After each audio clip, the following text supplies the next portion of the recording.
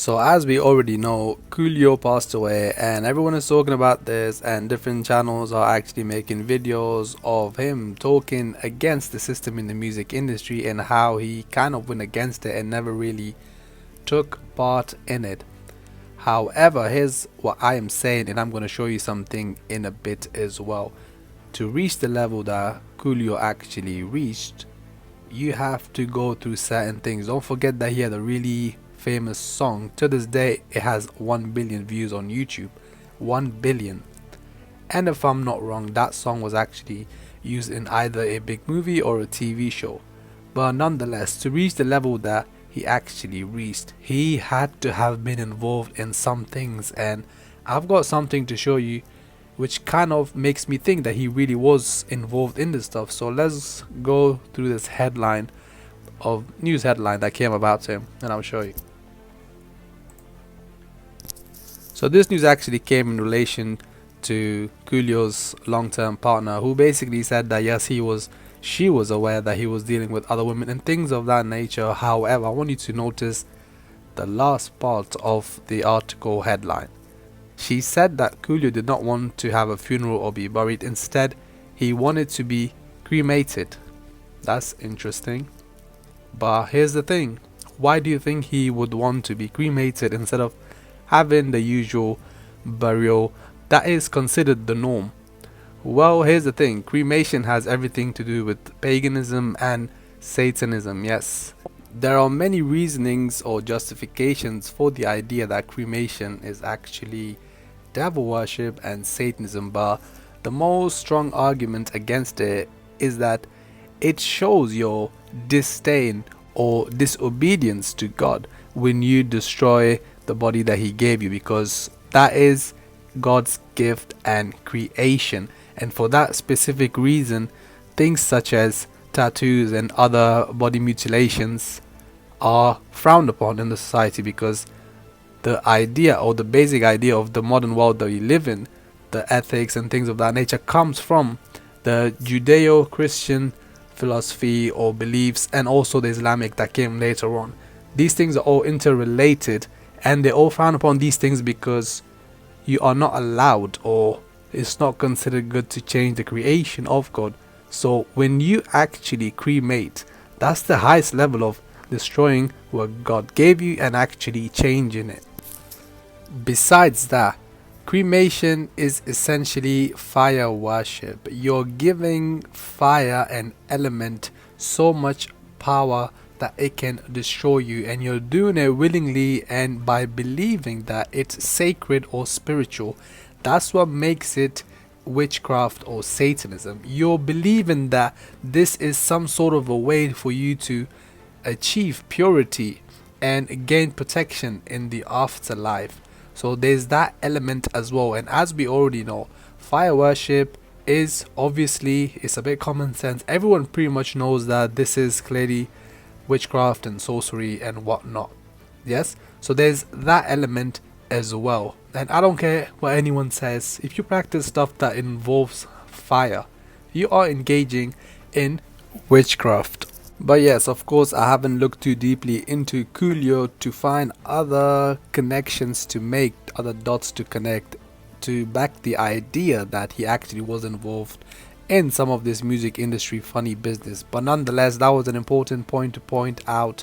And why wouldn't you just bury yourself like the usual way people do? Even a lot of these Satanists and paganists actually go through the normal procedure, especially the famous ones, because they want to hide the fact that they were practicing these things while they were alive.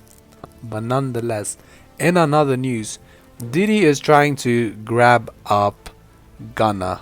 He knows that Gunna is in a vulnerable position, so this would be a good time for him to actually put his hands on him and actually get him to himself, because they know that Gunna is going to be out. That's why in one of my previous videos is solely focused on Young Thug, because Young Thug, we know, has gone through those doors. Yes, he shows it to you clearly in all of his music videos. I mean, just his persona alone tells you that he's with it. However, as I said in my previous video about Gunna and Young Thug's situation, I don't think Gunna has actually gone through the door fully. He may have gone through it like slightly or not fully, but he's not gone through it fully in the way Young Thug has. Basically, that's what I'm saying. There's levels to the stuff. So what Diddy's trying to do is actually, he found Gunna in a vulnerable position. So what he's gonna do is he's gonna try to pull some strings, because they know Gunna's charges are not that strong to actually get him in the same position as Young Thug.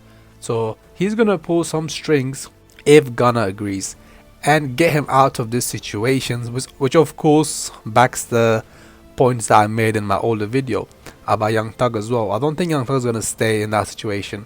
That's not his end. That's all I'm gonna say. So he's found him in vulnerable positions to get him to himself, and of course to leech off him. Let's be honest, he knows Gunna is one of the most popular rappers right now, so he's gonna do what he does best, Diddy.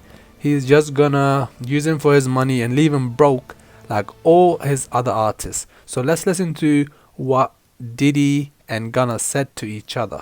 Praying, man. I'm praying. Yeah, that's it. They gonna work. I Yeah. want to preserve myself, get my mind together, and, you know, get myself right for when I come back out there. You know? Yeah.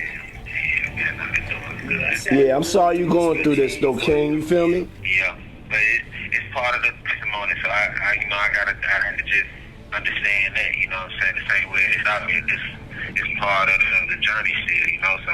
Yeah. Still just climbing and just refocusing and making sure I'm prepared for when I do come out. Yeah. Yeah, I know you was cold before, but you know, sometimes, you know, God, that's what he does though, you know what I'm saying? That's what he does. He takes us through these crazy journeys, man. I know you're supposed to be out here, man, and I know it's just gonna make you stronger, and we getting ready for your return. Hit the like button if you're still watching the video. I want to switch gears here slightly and just talk about something that I keep seeing on social media, which is the fact that all these tweets and talks about people wanting to go to dinner with Jay-Z for business advice. First of all, I don't know why everyone thinks that Jay-Z is some sort of a business expert, that he'll give you some advice that will change your life based on the industry you're in. Unless you're in the music industry, Jay-Z's advice is not going to do anything for you. So first, let's get that out of the way. Secondly, Jay-Z is not some sort of a magician when it comes to business, although the magician part might actually be applicable in a different way. But he's not some sort of a magician that actually knows all the stuff that's going to his place. We know that. We know why he's where he's at. You remember what Jaz-O said? I wish I had the video here to play it. He is connected to people that have put him in positions to actually gain that wealth. Yeah, it's not about his intellect. Yeah, there are many people smarter than him. However, they haven't gained as much money he has or Diddy has. That's because these people, the easiest way to put it is they've sold their soul. Yes, you have to go through those doors. The doors that Nori talked about. Yeah, Jay-Z has gone through every door possible. In fact, let me just show you something here which we kind of already know about and I've shown in many videos, but yeah. Okay, look at this picture. Do you see anyone familiar? Have a look around. Okay, if you haven't found it, who is that? Oh, ain't that Hova, who recently made a song called God Did, and in that song he replaces God, comes in and says no, Hov did, because he thinks he is God. He has a God complex. But nonetheless, where do you think he's at if you're new to this genre or whatnot? He's at a Masonic lodge with his other boule friends. Yeah, that's how he's made his money. He's got all these, and don't get me wrong, none of these people, these are not some light people that are sitting here. These are all very well connected people, and they put each other into positions to make those money. A lot of these people have way more money than Jay-Z, but we don't know them. So yes, that's how he's made his money. He's not some magician when it comes to business and stuff like that. And same with his friend Rick Ross.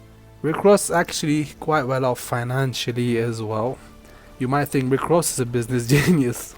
No, they literally have a song called 3 Jason or 3 Mason. Just look into it. But yes, his business advice to you would be, listen, you have to sell your back, get into this occult stuff, come join us at the Boule lodges, and we might put you in a position to get some money. You're not going to be as big as me because I might be at the 33rd degree, but hey, you can get some levels and actually make some money. So yes, look at this, another one. All Boule characters.